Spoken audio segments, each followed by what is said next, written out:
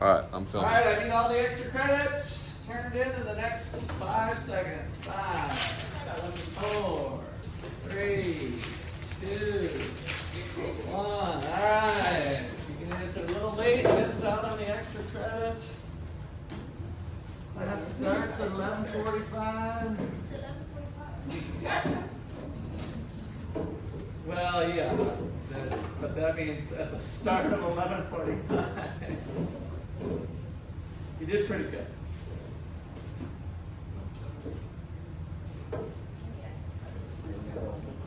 All right.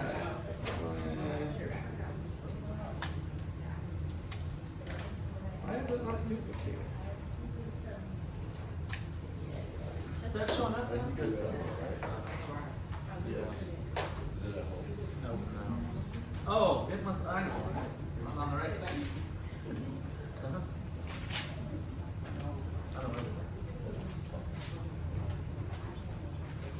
That's pretty solid. There we go. Oh. It was crazy when they jump up. Starting about jumping up and straight down to after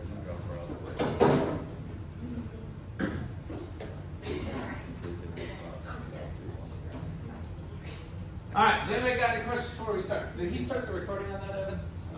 Yeah. Good? Okay. All right, so we're going to hit chapter 6 today. So we've got political action, and I wanted to start off, I forgot to get this up here first. Let's see.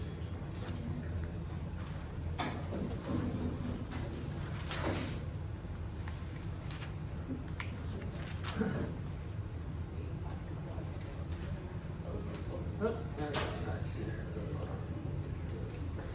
go. So today we're going to talk about political markets. So let me go back to our C plus I plus G business here. So here's our, what is that? Oh, because I've got it on display mode.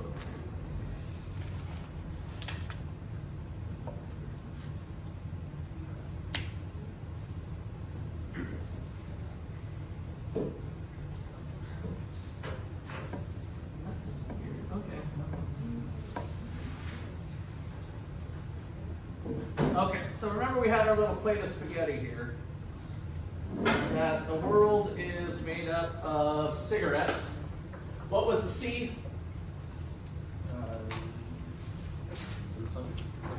Consumption, good. So that's beer, chicken wings, and pizza, right? And I? Investment. Investment, which is what types of stuff? Purchases of what types of stuff? Stocks and bonds? Investment in econ class. What is the I? Super important that you got that down and you're not thinking stocks and bonds.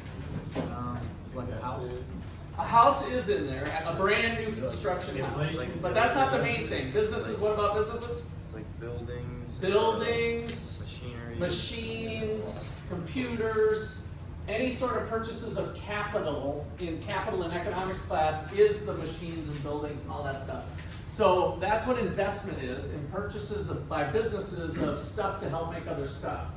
So we got consumption, investment, G, government spending, and then X, net exports. So we're kind of looking at the rest of the world. So this picture kind of helps us think about the economy with households over here, the ones we care about, and businesses are a hat that these guys wear during different parts of the day. They do their comparative advantage, and away we go.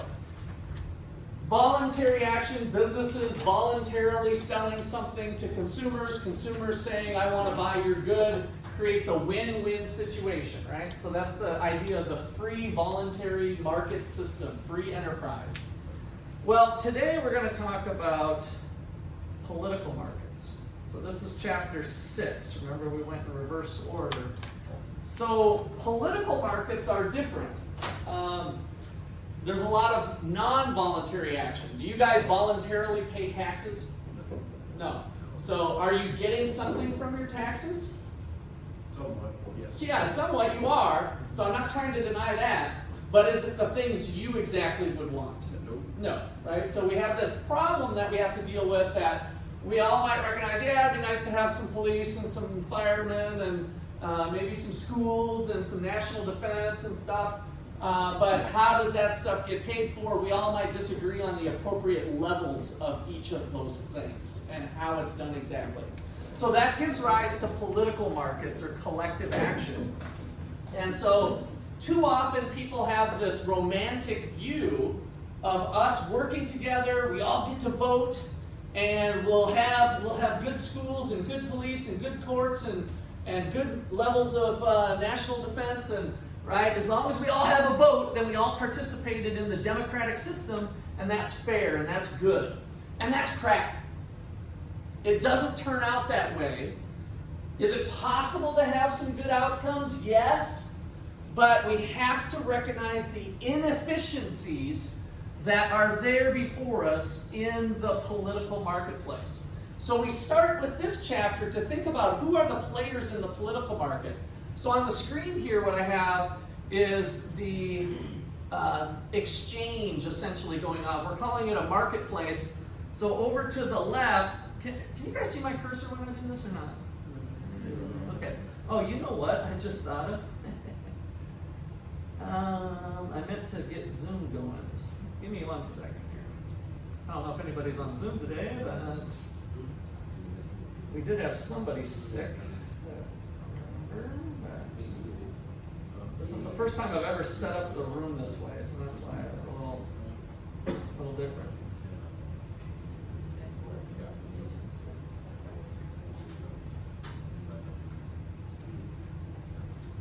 Okay, and it looks like we're solo, that's just fine.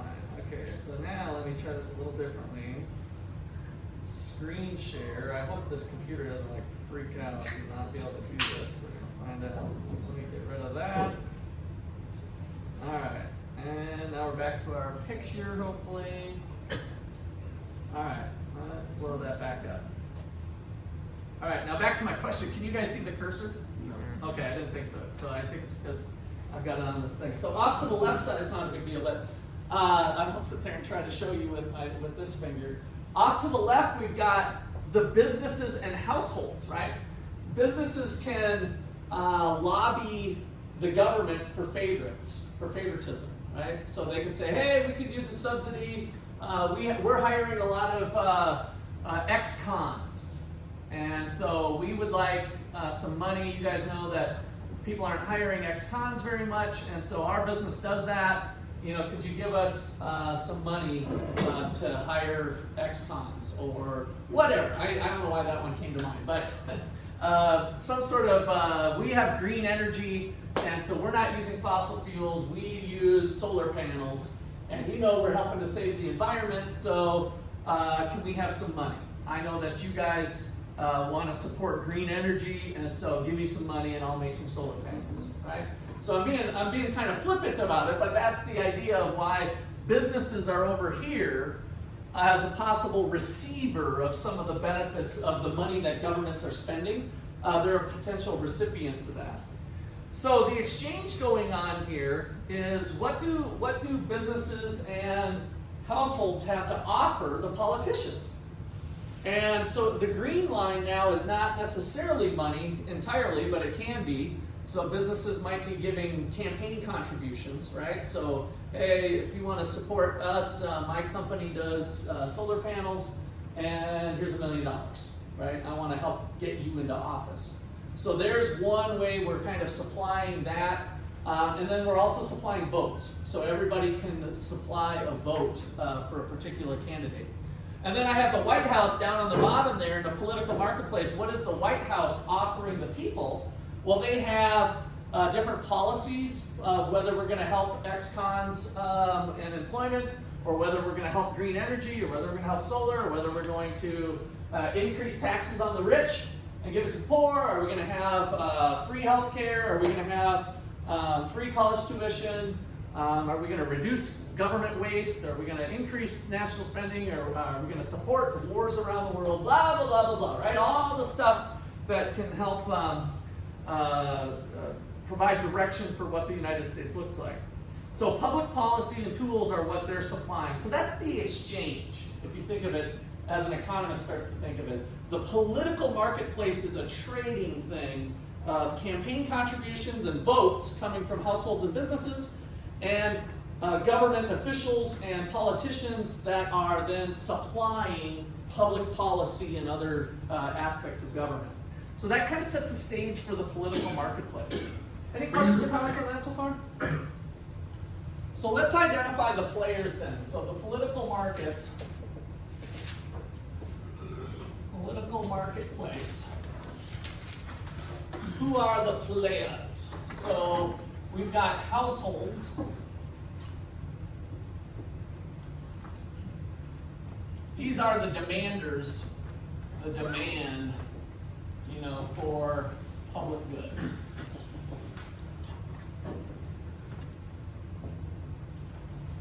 We've got households, and they can pay with votes,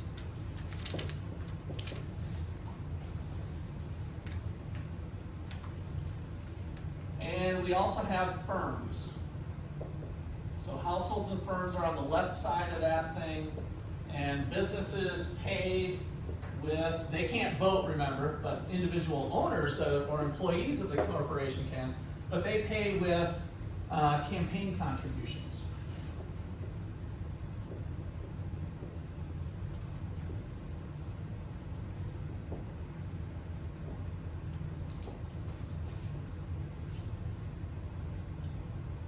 Okay, and so these guys will do lobbying. So, and in fact, let me put in a word that we're going to talk about later: rent-seeking with lobbying.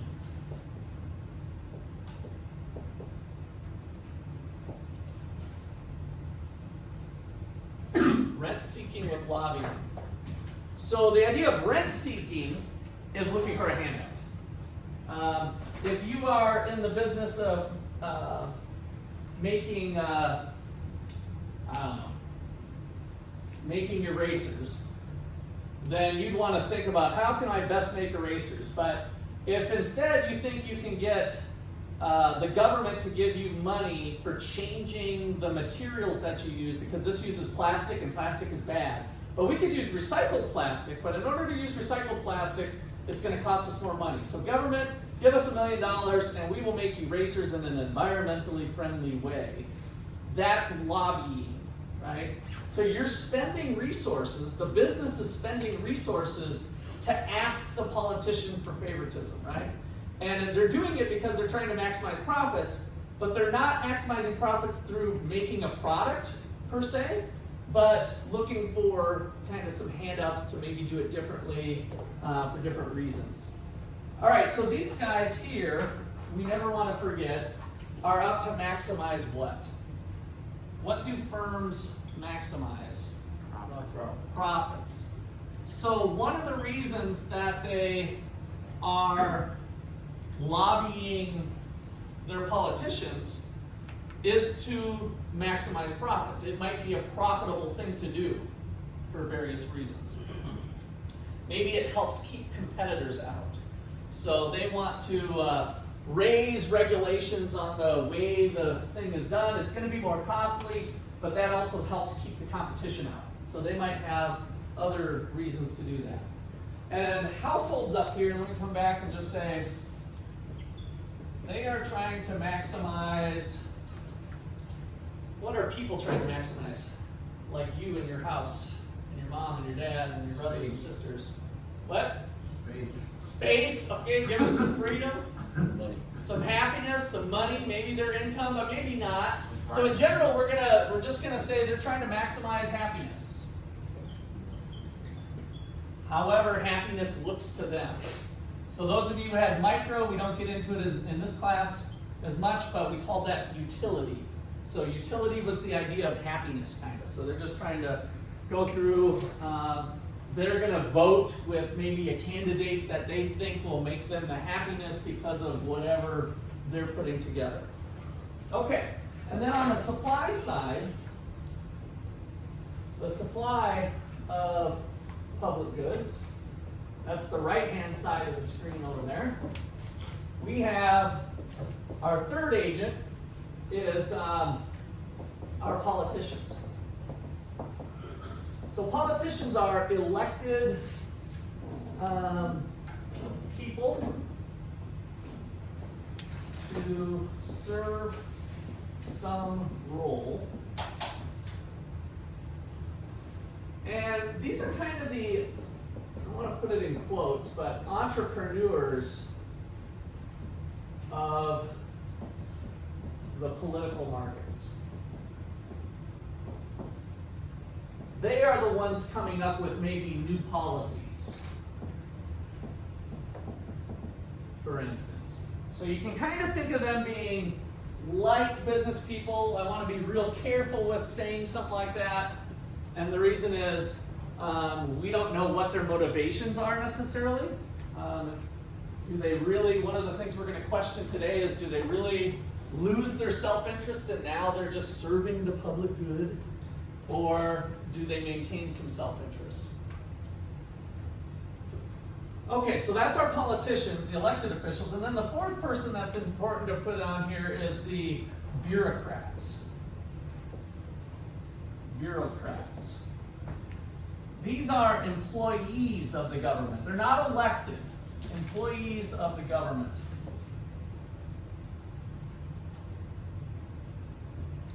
And they're all about operations, right? They carry out what the politicians' policies put together.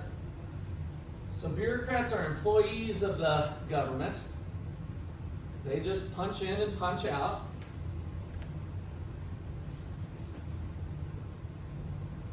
So they're employees of the government that carry out the policies that were ultimately created by the current politicians or the previous politicians, perhaps. All right, so now what are these guys? What's their motivation, politicians? What do they want to do? What are they trying to, kind of maximize, or what's their objective? Let's kind of think about what their objective is for the politicians. To get reelected. To get reelected, yes.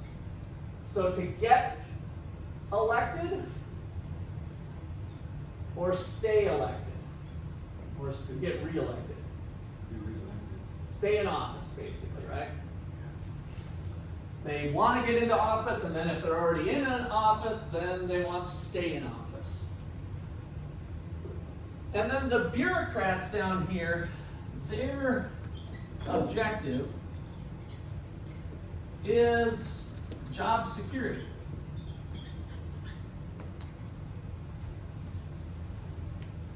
They'd like to keep their job,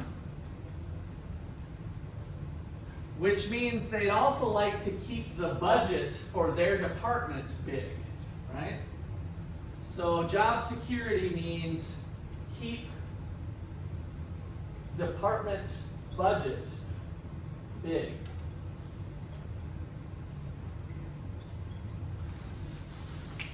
That's what job security is going to do. So they're thinking to themselves like, okay, we're in the Environmental Protection Agency, for instance. And so I like my job, I like protecting the environment, I might have some beliefs about certain things and what I do.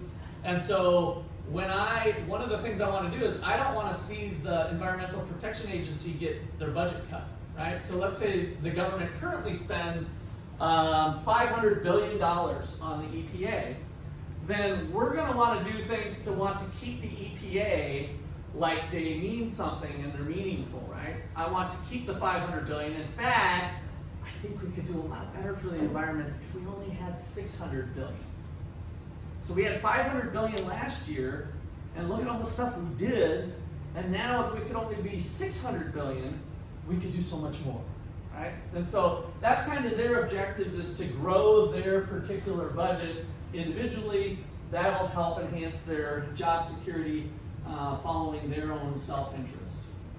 Okay, so any questions? These are kind of the players of the political marketplace that we want to keep in mind as we go through some things.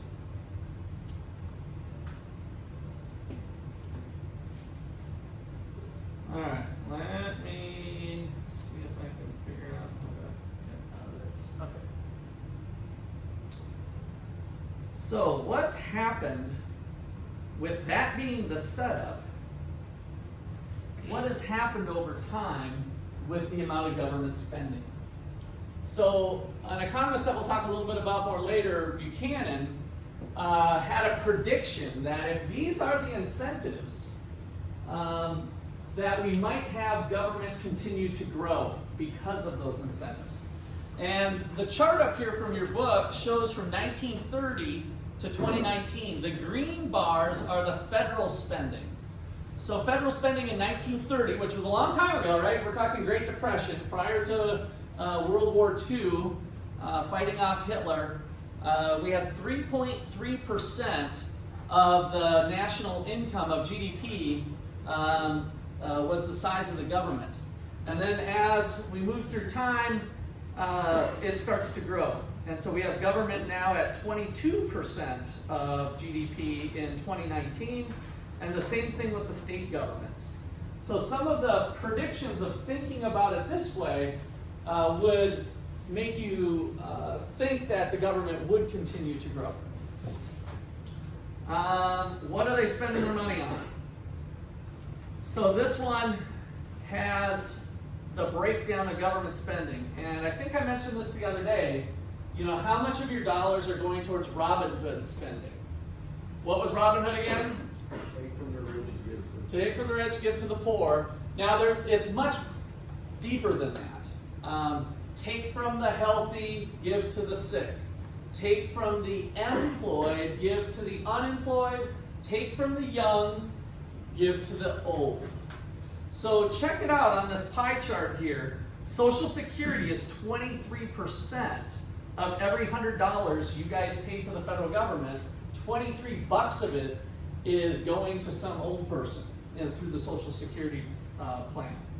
27 bucks of it is going to Medicare and health, so Medicare and Medicaid. So when you retire, your health care is free in the United States. This is some stuff you guys might not have even really knew, right? If you become disabled at age 45, you have an awful car wreck, you can qualify for health care, right? And so there's other programs we have for people in poverty can have some health care assistance. So Medicare, Medicaid, but those two alone, between Social Security and Medicare and Medicaid, we're already at 50%. So every $100 that you guys pay to the federal government, it is taking from one person and giving to another person, what we call transfer payments. Income security is part of the welfare program, so we add that, and we're up to 62% already. So roughly around 2/3 of that spending is transfer payments, is Robin Hood stuff. The rest of it, look at national defense, weapons of mass destruction and all that stuff.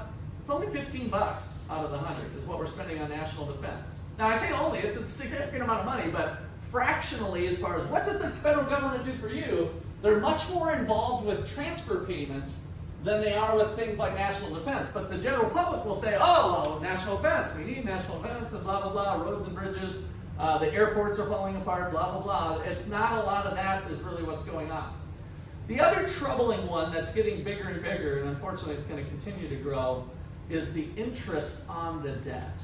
The fact that we can't balance our budget is kind of a big thing that we'll continue to talk about in class. The government doesn't collect enough taxes to pay for all their spending.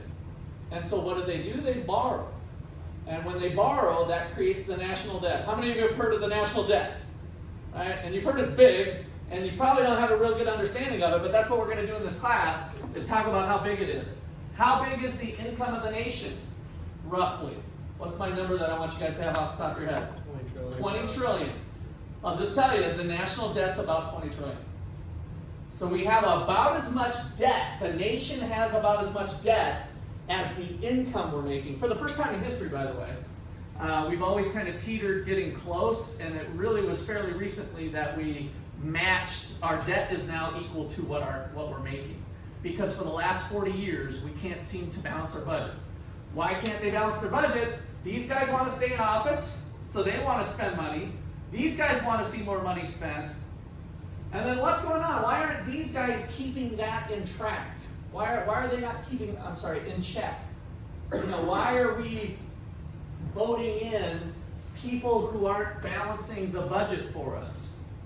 Why do we do that? Well, one argument that's a powerful one is called rational ignorance.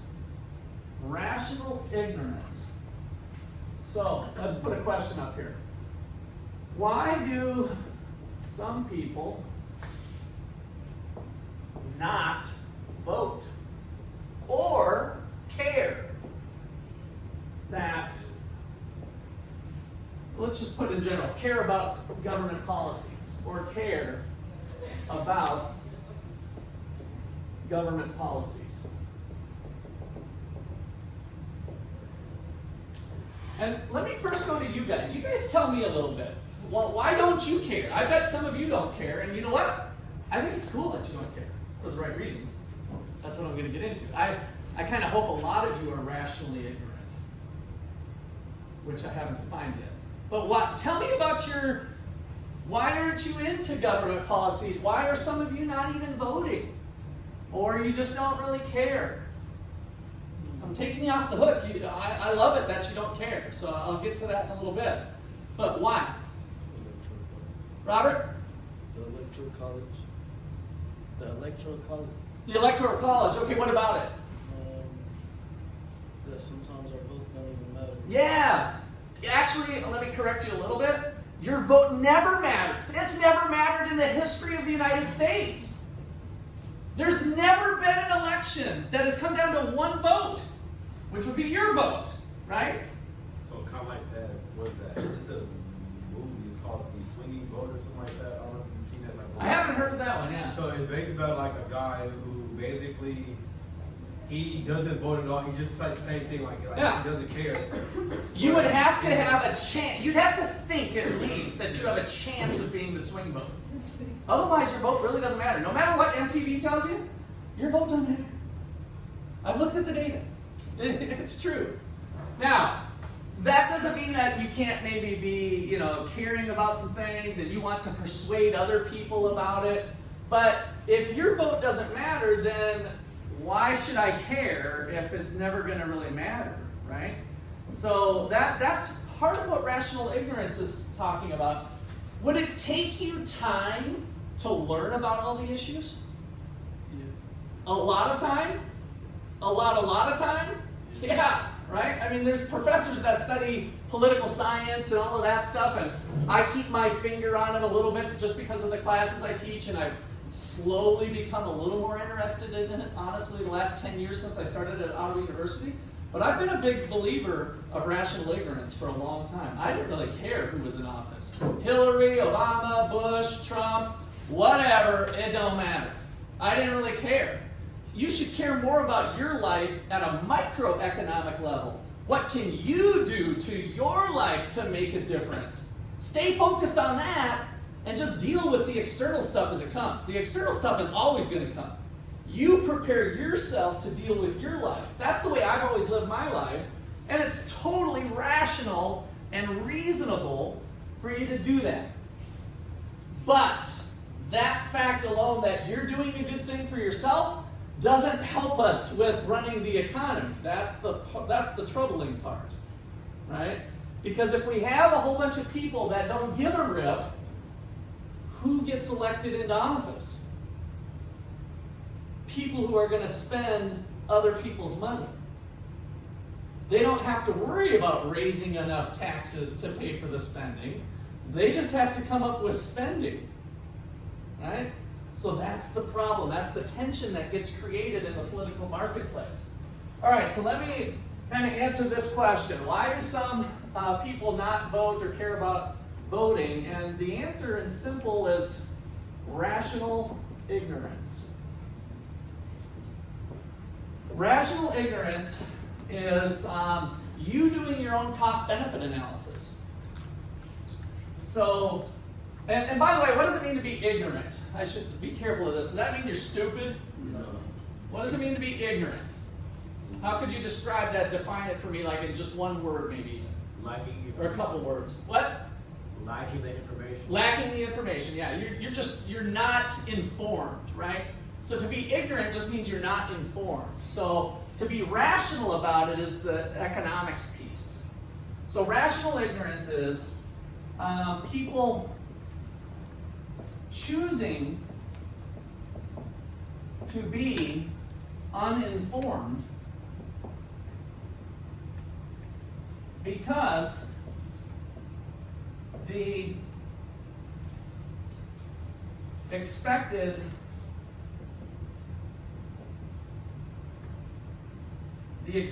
benefit of doing so is less than the expected cost.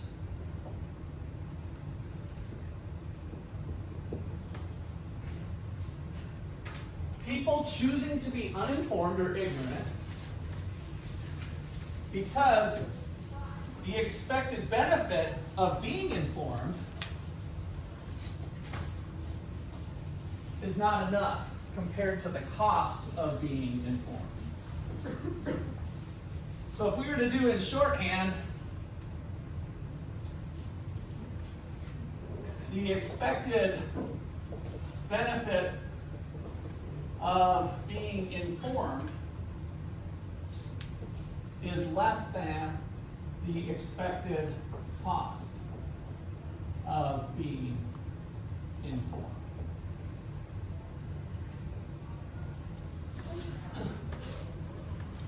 So what's on this side of the equation? My votes don't count. My vote won't, and I'll be a little careful. It does count, right? We're not talking about Trump claiming that there wasn't enough votes counted or whatever. Your vote is being counted, but it doesn't matter in terms of being a swing. I like the way you brought up the swing thing. So my vote won't swing the election. So the probability of me making a difference is next to nothing. And then over here, it takes a lot of time to learn about stuff. Lots of time to learn about the issues. And you have an opportunity cost that we learned in economics. You could be working, you could be playing with your kids, you could be going to a movie, you could be doing lots of stuff that sounds a lot more fun than learning about all the issues surrounding whatever's going on. Okay, so rational ignorance is huge, and so when that happens, we end up getting more government than we might want. So here's the key point. With rationally ignorant, I'm just going to put RI, with rational ignorance,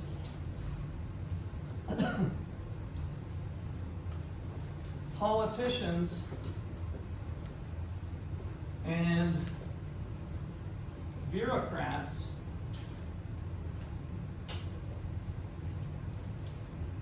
can increase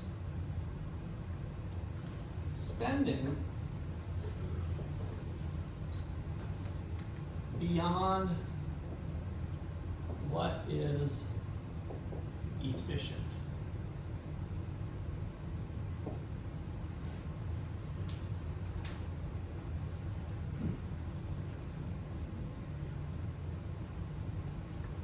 So for example,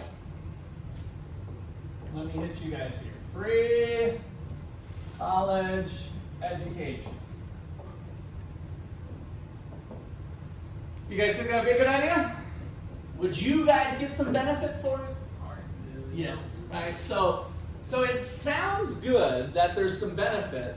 And so if we have voters that are not choosing to stay informed about the issues, then it's possible that something like that would get passed more so than other places. And so, you know, the free college thing's been brought up, or forgiveness of student debt, and all that kind of business.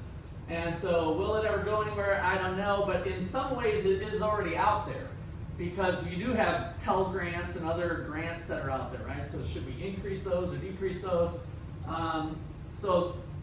Rationally ignorant voters who can't change it anyway, won't necessarily be able to have an impact on it. So free education spending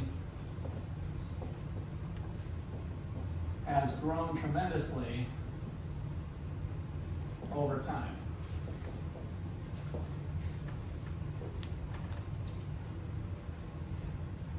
And of course, we're not to the point where it's free yet, but is it sustainable? And so I say education just because you guys are in college, but this goes across the board to anything with rational ignorance. Okay, questions or comments? All right, so that one we're going to skip. This one is a fraction of transfer payments, so just the Robinhood stuff alone. So again, in the early days, transfer payments 6%, 8%. Here's one that's kind of surprising. In 2000 versus 2010. Part of that's probably due to Obamacare, but not completely. Not completely, by looking at this decade difference here. But from 12%, we were pretty flat from 1980 through 2000. And then we have this big jump. And so we've, again, fairly recently seen some good jumps in people using other people's money. All right, let's see here. I want to go to...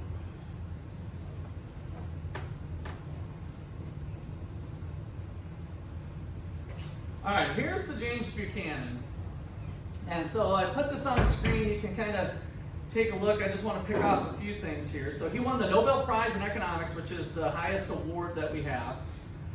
So the name of the area is called public choice.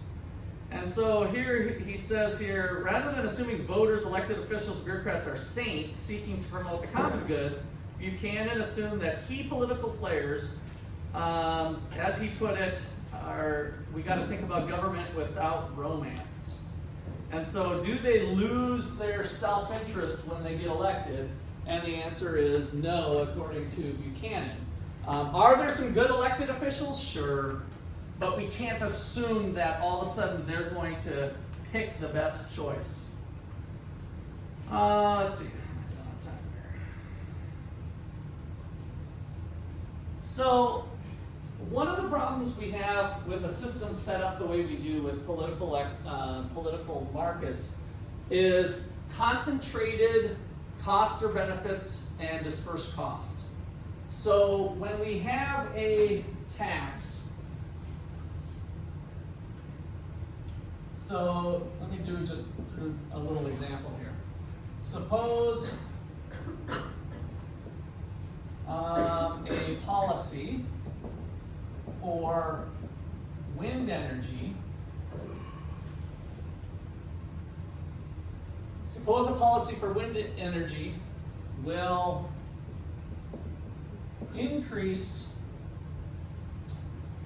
subsidies, which is free money from government.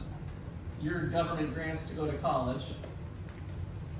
Free money from government.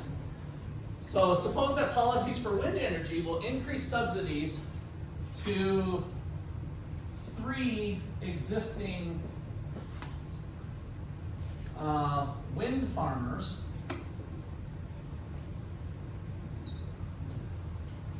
by $10 million.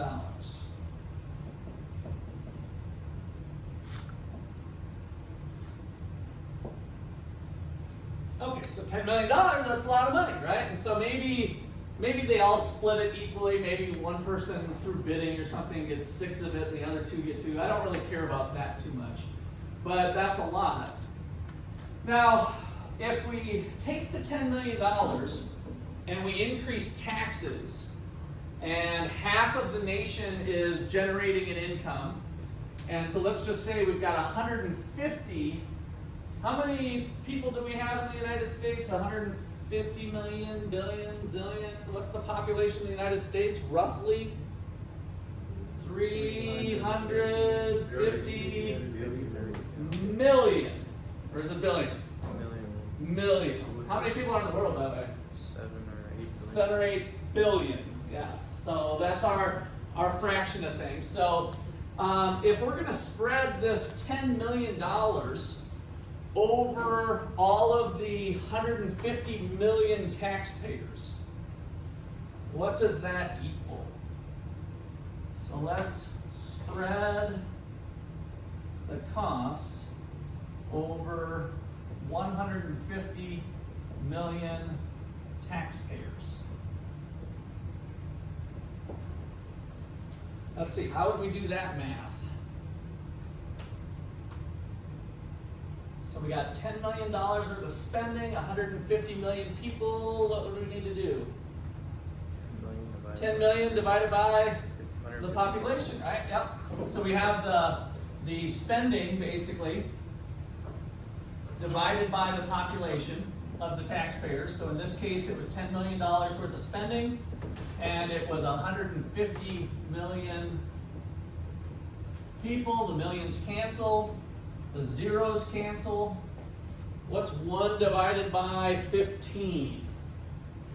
1 divided by 15. Maybe I should have kept it easier. Who's got a calculator handy? No phones, just calculator. Evan's got his out. So 1/15. 1 divided by 15. 0.0667. 0.0667. Okay. So what is 0.0667? That's like 2/3. Talk to me in terms of this equation here. How much is each person paying? How much is each taxpayer paying? Is this like $6,000 or 667 or is it frickin' 6 cents? It's frickin' 6 cents. So, does our rationally ignorant voter and taxpayer give a damn if they have to pay 6 cents for something they more or less don't have any control over anyway? No, right? So this is why policies get kind of distorted and shaped over time, is that we have concentrated benefits and dispersed costs. So let's just call this is 7 cents, right? So this is just rounding here, 0.07 per taxpayer. Is it a good policy? I didn't really say anything about that, but is it possible that our wind people took their golfing buddy politician out for a nice resort and had a steak and lobster dinner? Is that possible that that's why they got this passed? And then nobody gave a damn about what they were doing because it's only 7 cents. I'm not going to learn about the issues of wind energy and wind power and whether it's good for the society or bad for the society. I don't care. I don't have any dog in the hunt, right? So that is what James Buchanan brought up of why governments can continue to grow. So one of the key things he's got here, so let's put the key, is we get bad outcomes in the political markets when there is concentrated benefits,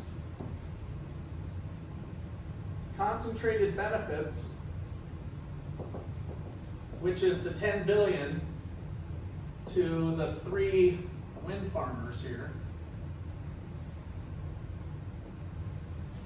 We get concentrated benefits and dispersed costs. Dispersed costs, which is the 7 cents per taxpayer. 7 cents per taxpayer. That's a bad combination. And unfortunately, the way our system is set up in the United States, that happens a lot, right? I don't certainly mean to be picking on wind energy or wind farms because it can go sugar farmers and beet farmers and wheat farmers and corn with ethanol.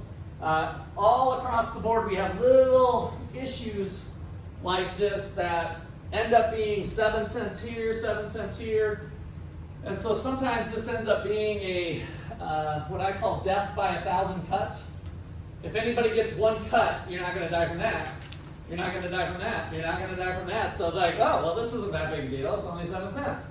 But then it's 7 cents here, 7 cents here, and before you know it, we've got kind of a big, ugly monster that is slowly dying because it continues to get bigger and bigger and potentially more and more inefficient. Okay, questions or comments there?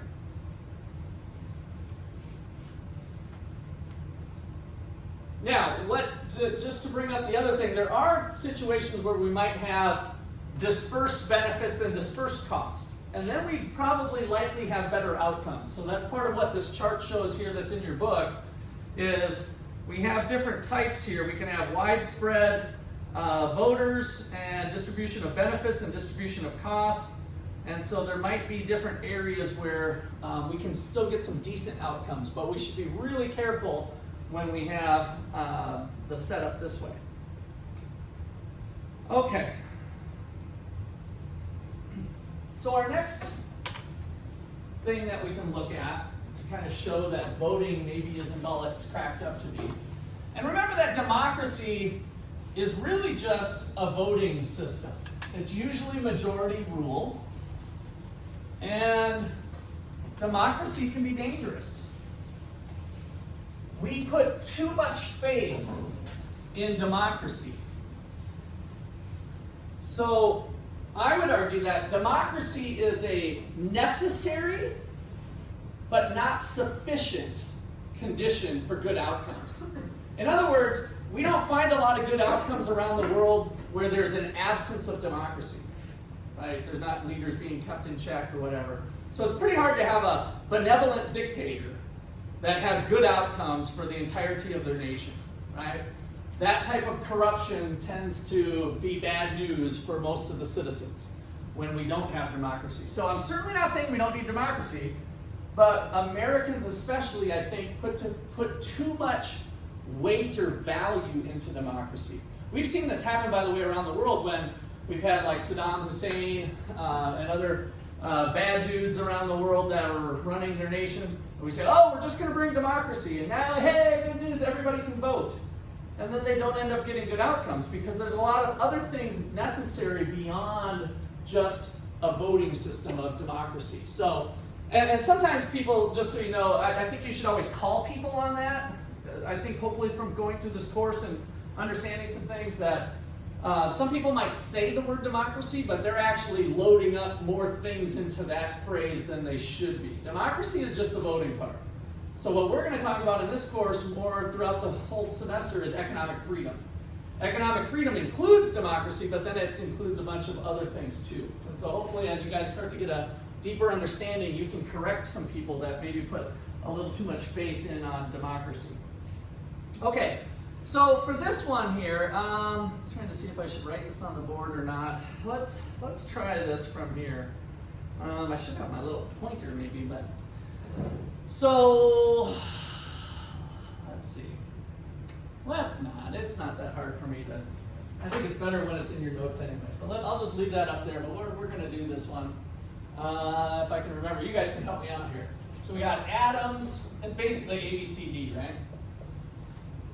Is it down to E? Or is it not A, B, C, D? Oh, it's Chan, A, C, G, Lee. You guys help me out. What's the first letter of their initials there? A, C, G, L, D. L, and D? Yeah. Okay.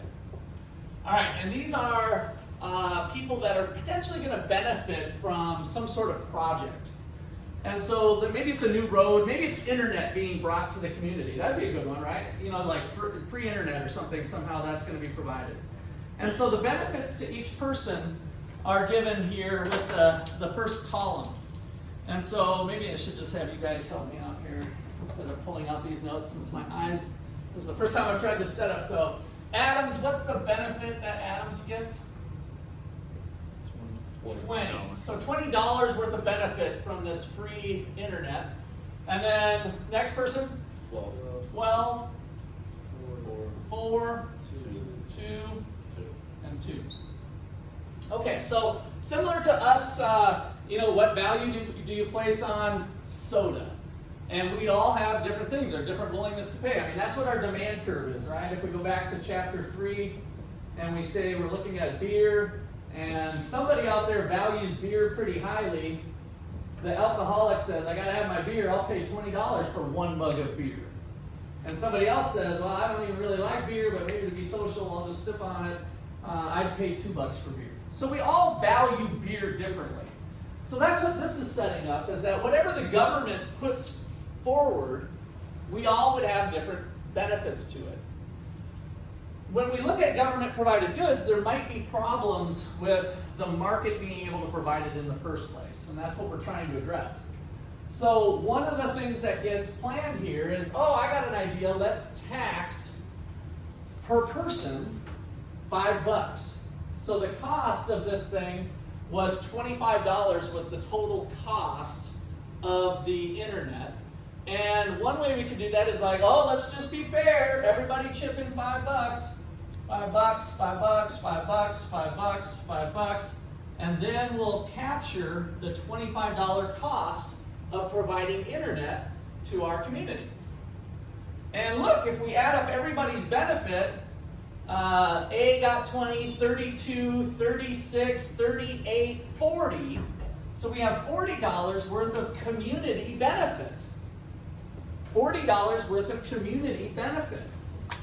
So internet's a good deal. This would be a profitable transaction. Like, we'd like to see this happen because the benefits of internet in aggregate for the community are greater than the cost of internet for the community. But if we go to vote on this, who's going to vote? Yes or no? Who's my yeses? Who's my no's here? What is the first person going to do with a vote? They're for it, right? I get $20 worth of benefit. It only cost me $5. Let's do it. So there's a yes. Yes. Yes. Yes. 12. No. No. No. No. No. No. Democracy just failed us. We voted. Internet was definitely a good thing, but because we spread the cost evenly among people, it won't pass in a democratic system. We don't get internet, right? So the political markets, or democracy in this case, under these circumstances, democracy fails to provide what otherwise would be a good idea. Now, how could we have it provided? What if we pay proportionately to the benefits that we get? So we take this cost and we start allocating out who benefits the most. And so maybe we could come up with a system of, where does 50%? You're getting 20. How about if you have to pay a tax of 10? And you're getting $12 of benefit. What about 6? What about 2? What about 1? What about 1? Did we get there? 10 plus 6 is 16, 18, 1 and 1 is 20. We didn't get there, right? So 20 doesn't pay for the internet. Now everybody would gain, but not quite enough. So how could we do it a little differently? Would this guy be willing to pay a little bit more? Sure, right? So maybe we can add a little bit more to some people's and not others. But there's some sort of amount out there that would get this to pass unanimously, right? So maybe this guy goes up to $12.50, and we get a little bit more out of this person. And these guys, actually, we could probably bump up to 2. So what if we close the gap on 2.5? And we got another 2, so we still need a half. Maybe we can zap this guy with 2.5. So would this guy still do it? Yeah. Everybody's benefiting now, and so now we've got enough money to pay for it. But we had to have the benefits, or the tax rather, the cost proportionately match the benefits a little better than what we did with the even Steven of distributing it evenly. This is not always easy to do, right? To get that to happen. But in theory, it's possible. Okay, questions or comments there? All right, so let me summarize that for your notes.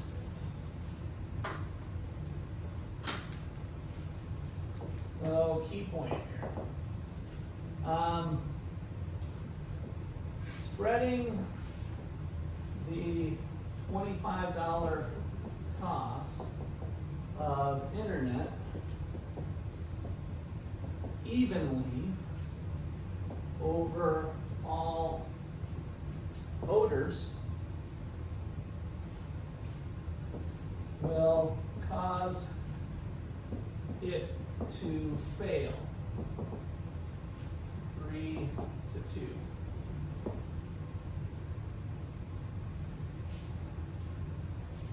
Why? Because individual benefits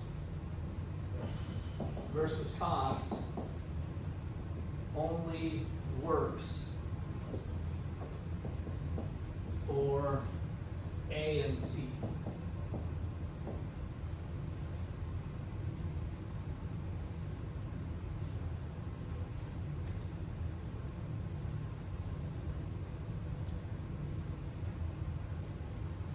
And so key point number 2 here is that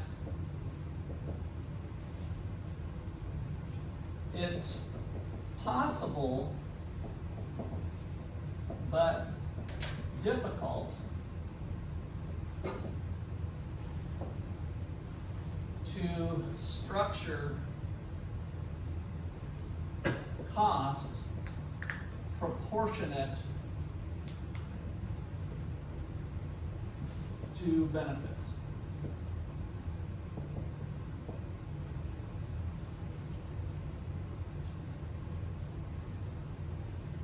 And have it pass unanimously.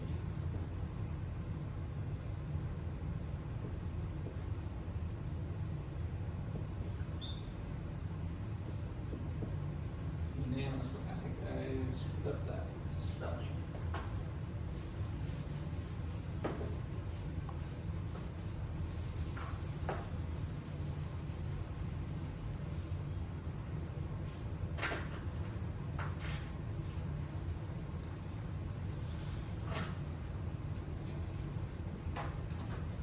So if we're going to throw we could call this a proportionate tax. That would be possible to do.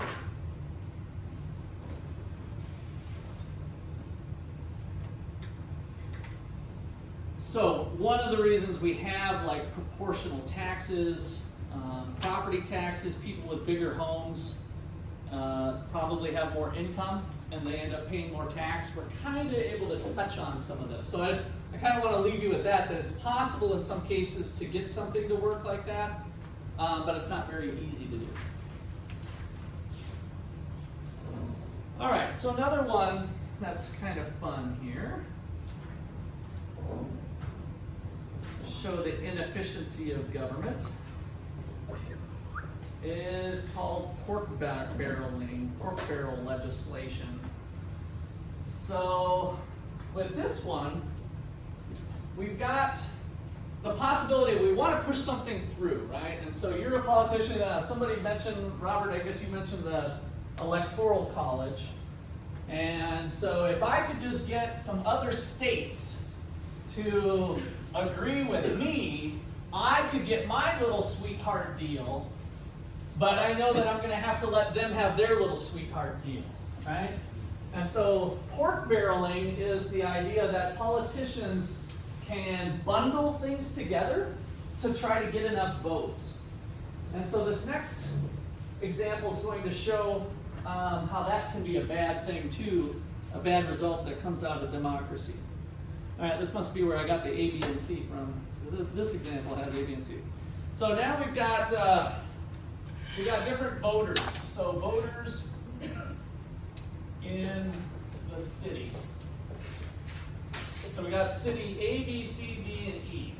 A, B, C, D, and E.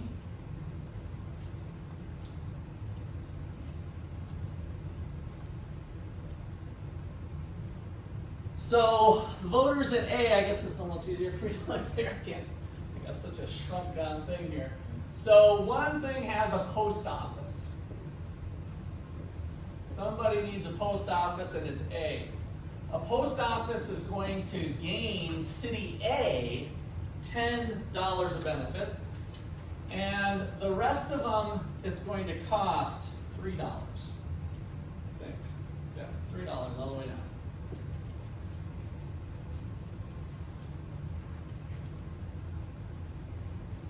So, if we held a vote now in these cities on whether to pass a new post office in the particular state, would it pass? No, right? So we have, assuming there's equal populations in each city. So these guys would vote yes, these guys would all say no. And so now they're thinking, these guys are thinking, oh, if I could get some people to go with me on this, we could be doing good. And so what is this next one? A harbor, I'll stay loosely with that. So we have a harbor project that the state is looking to do. And the harbor project is going to help city B. So it's going to cost city A, but it's going to benefit city B, and then everybody else would lose. And so once again, the harbor project all on its own would be shot down. And we can see that it would be shot down in a couple different ways. We can also look at the net benefits to everybody. 3, 6, 9, 12. There's $12 of cost and $10 of benefit. So for society, it's a big -2. Same thing here then with the harbor project. But now we've got a voter. If we did both of them together, these two would vote yes, and these guys would vote no. So if we could find one more sweetheart deal, what's our next sweetheart deal? A stadium, of course. We got to have a new stadium, right, for the football team. So we're going to have a stadium project, and that stadium's going to be planted in City C. So they're going to get the benefits of the stadium, but everybody else is going to have to pay for it and have a cost of -3. And so once again, it's a loser thing. By the way, if you take my spatial economics class, you'll learn that stadiums are kind of loser things in general. They're not a good idea, even though we're going to bring jobs, we're going to do this. It turns out to be BS, but that's a little bit different story. All right, so now we've got the setup we need to show the government, democracy, doing some bad stuff. Would this be a good idea all by itself? No. Would this be a good idea all by itself? No. Would this be a good idea all by itself? None of this is a good idea. But now we're going to do all 3 projects together. And we're going to have a vote. Will it pass? Will it pass if we have a vote all together? Would A vote for the package of 3? Plus 10, you're with me on that. That's where we started, right? -3 on the harbor, though. -3 on the stadium. Do I still have a net benefit? How much am I to the good? +4. +4. So now, if we think about the individual benefit with all 3, +4, +4, +4. How are these guys doing? -9. -9 does it win in a democratic process? Yeah, right? +4, 3 versus 2, it's going to go. And so here we've got the +4, 4, 8, 12, and then we've got the 18, which is the same thing as adding up that. We've got -6 overall for society. So the key point with this one, democracy allows a bundled bundled or pork-barreled,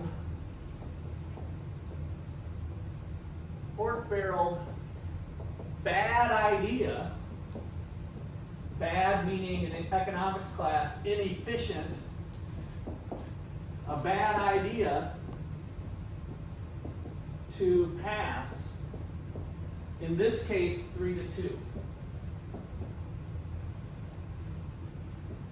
Why? Because A, B, and C all individually benefit 4.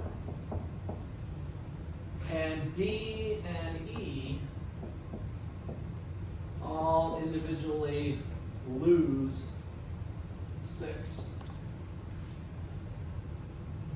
Maybe I should keep consistent here with what I wrote there. Loses, let's just say benefit -6. That's one of the things you have to get used to with economists, that it's a negative benefit, so it's a loss. All right, so democracy, another check of it doesn't always work. We think everybody's getting a fair voice or a fair shake, and we might get some inefficient result because of the way it is put together. Okay, questions or comments on that? So now you start to mix this in with what I started you guys off with at the top of the hour, right? We start to see that, oh, if we have rational ignorance and we have politicians that want to stay in office and we have bureaucrats that want big budgets, we can start to manipulate the political process to get the outcomes that we want at the cost of the minority, right? So somebody out here has got to pay, and it's the minority that's going to end up paying if we can structure things right with trading votes and otherwise. Okay, so the last topic to hit on this chapter 6 is bootleggers and Baptists. So let me bring it to this. We're going to talk about crony capitalism here in a second. Bootleggers and Baptists. Is anybody Baptist in here? Okay, we got at least one Baptist. All right. So this kind of goes back to a day and age when we were worried about alcohol. So what's prohibition? All alcohol got. Alcohol is illegal, right? Illegal. And so the Baptists were kind of a don't drink, don't smoke, don't dance. Again, there's various denominations that have changed that over time. But back in the day, it was pretty hardcore in the 1930s with the anti-alcohol stance of the church. We were not worshiping God. We were not being friendly to God if we did that. So then, what's a bootlegger? Someone who sold alcohol on the table. Yeah, so the illegal sellers of moonshine and alcohol under the table. And so they made money by having those types of sales. Having alcohol illegal was good for the bootleggers. Now, were these same bootleggers the ones that were going to church every day with the Baptists? No, not necessarily. They might have been, but not necessarily, right?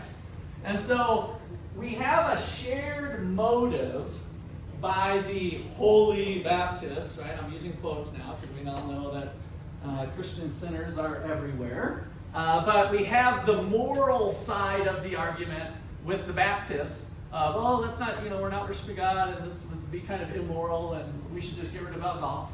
And then you got the bootleggers that are with them. Oh, we're with you on that, right? Because they're trying to maximize profits. So they're on the side of where we had these businesses that were out to maximize profits.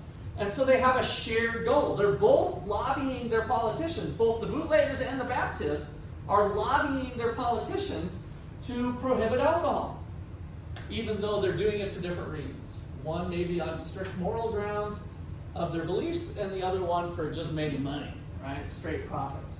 So do we have bootleggers and Baptists today? Do we have that same type of thing going on in the political markets? So here's a little example from the book. General Electric, this is on this middle blue bar here.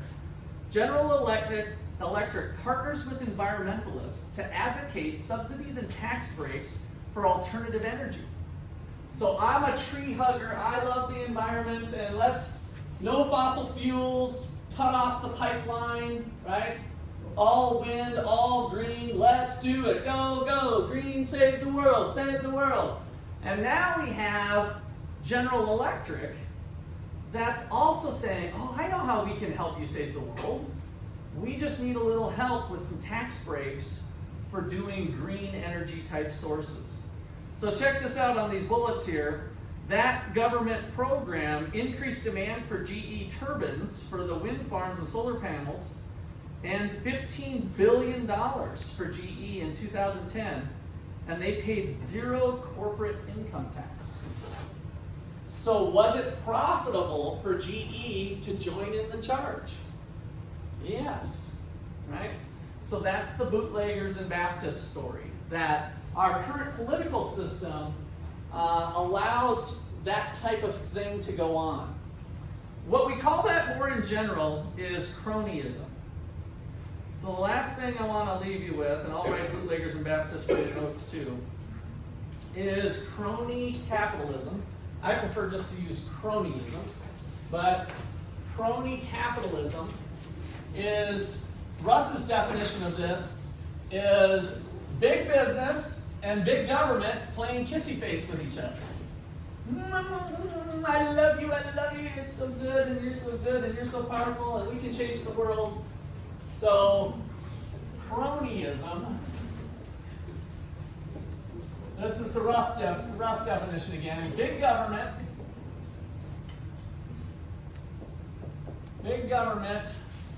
and big business, you'll need to know this for the final exam, big business playing kissy face with each other.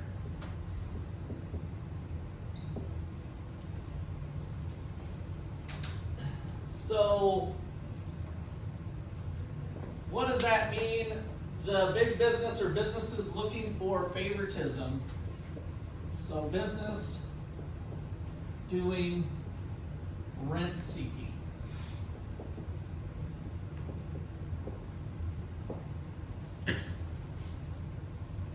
Tax breaks,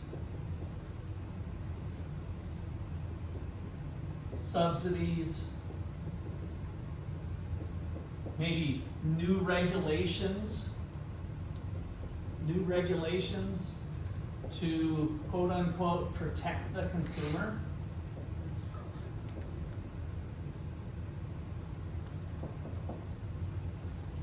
So Facebook, an example of this was Zuckerberg. Do you remember when he was under some heat about 3 or 4 years ago because Facebook was privacy issues, and this comes up all the time, right? Privacy issues. Zuckerberg goes before Congress. Oh, Congress, I'm a billionaire and I'm going to help develop. Facebook is going to work hard, work hand in hand with government to develop new safety measures so that the general public is secure. Now, why would he do that? Would new security measures be hard for an upstart company to put into place? Would that be costly for them to do that? Does that create a barrier to entry? So Zuckerberg is being a bootlegger along with the Baptists. We all want some sort of security, but potentially he's just creating a barrier for competition so that he doesn't have as much competition going into it. So that's the idea of cronyism, kind of tied into this bootlegger Baptist. We'll call it a day there. All right, that wraps up chapter 6. So chapter 6 and 7 due this weekend.